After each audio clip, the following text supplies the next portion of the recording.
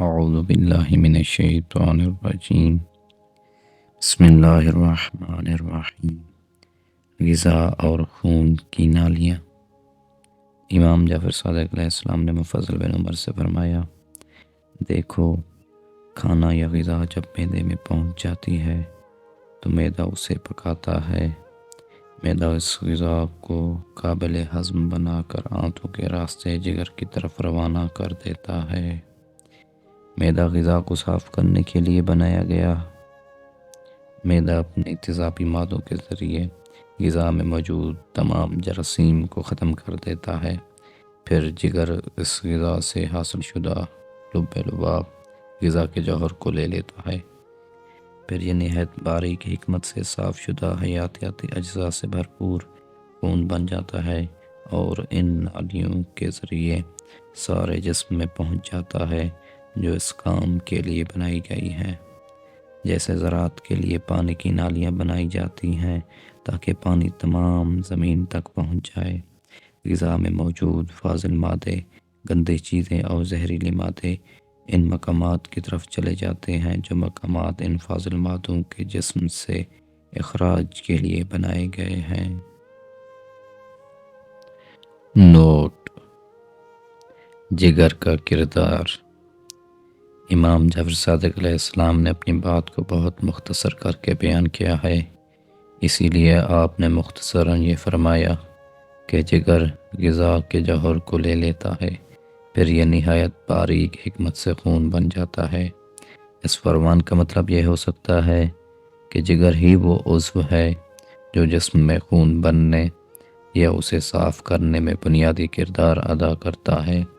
اس کا مطلب یہ نہیں کہ جگر خون بناتا ہے، البتہ خون کو زندگی بخش بنانے میں جگر ایک بنیادی کردار ادا کرتا ہے۔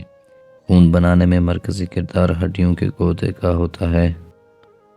آئیں ایک نظر ڈالتے ہیں انسانی جگر کی کارکردگی پر۔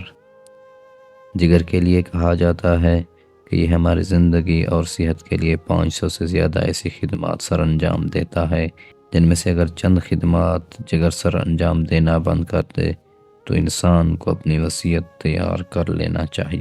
اپنی بناوٹ اور پیچیدہ کارکردگی کی وجہ سے جگر کو دماغ کے سوا جسم کے تمام اعضاء پر برتری حاصل ہے۔ جگر ایک ایسا کیمیکل پلانٹ ہے جو اپنے اندر آنے والے خون میں شامل مہلک کیمیائی اجزاء کو ایک حیران کن عمل سے گزار کر انہیں جسم کے لیے قابل قبول بناتا ہے۔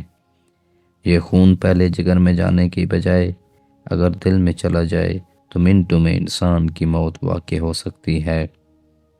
وہ کیمیائی مادہ جس کے سبب چوٹ لگنے کے بعد خون جم جاتا ہے، اس کے اجزاء خون میں الگ الگ سفر کر رہے ہوتے ہیں۔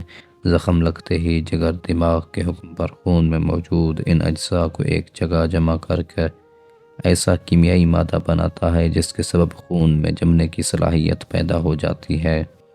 ضرورت ختم ہونے کے بعد یہ اجزاء الگ الگ ہو کر خون میں سفر کرنے لگتے ہیں۔ بیماریوں کا مقابلہ کرنے والے اجزاء جنہیں اینٹی باڈیز کہا جاتا ہے، انہیں بھی وقت ضرورت جگر ہی تیار کر کے خون میں شامل کرتا ہے۔ خون کے مردہ خلیوں سے خون کے نئے خلیے بنانا بھی جگر ہی کی ذمہ داری ہے۔ روزانہ کی ضرورت کا صفرہ جو چربی کو ہضم کرنے میں مدد فراہم کرتی ہے، اسے جگر ہی تیار کرتا ہے۔ جسم کے اندر نمکیات کا توازن برقرار رکھنا اور توانائی کی پیداوار کے عمل میں بننے والے زہریلے مادہ لیکٹک ایسڈ کو ایک پرپیچ عمل سے گزار کر اسے گلوکوز میں تبدیل کرنا بھی جگر ہی کی ذمہ داری ہے۔ انسان کو زندہ، صحت مند اور متحرک رکھنے کے لیے کم و بیش 1000 انزائمز تیار کرنا بھی جگر ہی کا کام ہے۔